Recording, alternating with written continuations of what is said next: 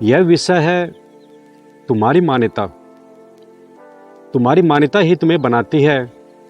तुम जैसा मानोगे तुम वैसा ही बन जाओगे। बुद्ध ने कहा था, तुम जैसा सोचते हो वैसा ही बनते हो। और यह केवल बुद्ध का वचन नहीं, यह अनुभव का विज्ञान है। तुम अपने जीवन को जैसा मान लेते हो वही तुम्हारा सच बन जाता है। देखो, मनुष्य का मन एक बीज की तरह है। जिस बीज को तुम अपने भीतर बोते हो वही पेड़ बनता है। अगर तुम यह मान लो कि मैं कमज़ोर हूँ, मैं कुछ नहीं कर सकता, तो तुम्हारा जीवन वैसा ही डल जाएगा। तुम बार बार ठोकर खाओगे, बार बार गिरोगे, खुद को यही समझते रहोगे कि मैं अयोग्य हूँ। लेकिन अगर तुम यह मान लो कि मेरे भीतर अपार शक्ति है, ईश्वर का अंश है, अनंत चेतना है, तो फिर तुम्हारा जीवन बदलने लगता है। तब तुम्हारा हर कदम आत्मविश्वास से भरा होगा। तुम वही करोगे जो पहले असंभव लगता था। यह जो मान्यता है ना, यही तुम्हारे भाग्य का निर्माता है। भाग्य कहीं आसमान से नहीं गिरता, न ही ईश्वर कोई लिखकर भेज देता है। भाग्य वही है जो तुम अपने बारे में मान लेते हो। अक्सर लोग कहते हैं, महाराज जी किस्मत खराब है, ग्रह ठीक नहीं चल रहे, इसलिए हम सफल नहीं हो पा रहे। लेकिन सच्चाई यह है कि जब तक तुम खुद को कमज़ोर मानते रहोगे तब तक ग्रह भी तुम्हें कमज़ोर कर देंगे।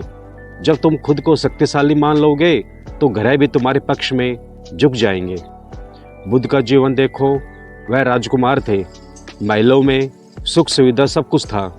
लेकिन जब उन्होंने यह मान लिया कि यह जीवन क्षण भंगुर है, दुख से भरा है और मुझे सत्य की खोज करनी है, तभी उनका जीवन बदल गया। उन्होंने यह मान लिया, मेरे भीतर अनंत सामर्थ्य है, मैं जागृत हो सकता हूँ, और वही हुआ, वे बुद्ध हो गए। तुम्हारी मान्यता तुम्हें साधारण मनुष्य भी बना सकती है और भगवान भी। मान्यता ही तुम्हें कैद बनाती है और वही मान्यता तुम्हें मुक्त भी कर देती है। हम रोज देखते हैं, किसी बच्चे को अगर बचपन से कहा जाए कि तू बुद्धू है, तू निकम्मा है, तो धीरे धीरे वह बच्चा सचमुच खुद को निकम्मा मानने लगता है। उसका आत्मविश्वास गिर जाता है। लेकिन उसी बच्चे से अगर कहा जाए कि तू बहुत भाग्यशाली है, तू कर सकता है, तू महान है, तो वह बच्चा सचमुच महान कार्य करने लग जाता है। इसलिए समझ लो, शब्द केवल आवाज नहीं होते, शब्द मान्यता बन जाते हैं और मान्यता जीवन की दिशा तय करती है। तुम्हारी मान्यता ही तुम्हारे भीतर ऊर्जा जगाती है।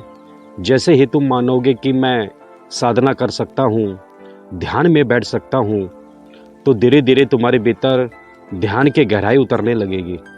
लेकिन अगर तुम यह मान बैठोगे कि ध्यान बहुत कठिन है, मुझसे नहीं होगा, तो फिर सचमुच ध्यान तुमसे दूर हो जाएगा। बुद्ध ने साक्षी भाव की बात कही, लेकिन साक्षी भाव तभी संभव है जब तुम यह मान लो कि मैं केवल शरीर नहीं हूँ, मैं केवल मन नहीं हूँ, मैं शुद्ध चैतन्य हूँ। जैसे ही यह मान्यता दृढ़ होती है, वैसे ही साधना में तुम्हारी यात्रा शुरू होती है। मान्यता का असर इतना गहरा है कि यह तुम्हारे शरीर पर भी दिखाई देता है। अगर तुम मान लो कि मैं बीमार हूँ, तो शरीर भी धीरे धीरे बीमारियों को आकर्षित करने लगता है। और अगर तुम मान लो कि मैं स्वस्थ हूँ, तो शरीर उसी हिसाब से अपनी प्रतिरोधक शक्ति बढ़ा देता है।